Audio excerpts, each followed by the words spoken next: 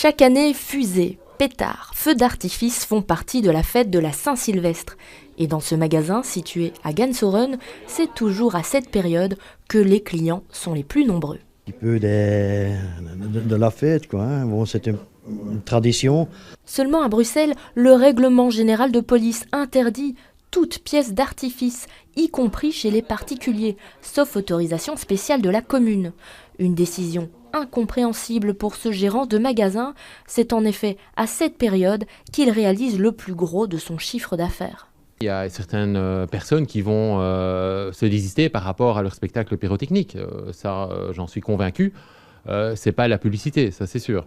Cette interdiction vient donc s'ajouter à toute une série d'autres contraintes liées spécifiquement au métier, car l'important, c'est évidemment la sécurité.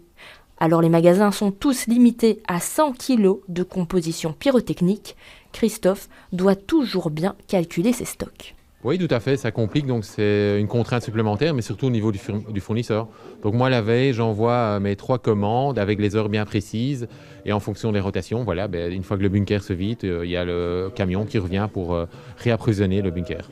Mais ce n'est pas tout. Il y a 3 ans, Christophe et son associé ont dû entreprendre des travaux pour répondre aux nouvelles normes de sécurité, pour vérifier direction le bunker. C'est tout à fait normal.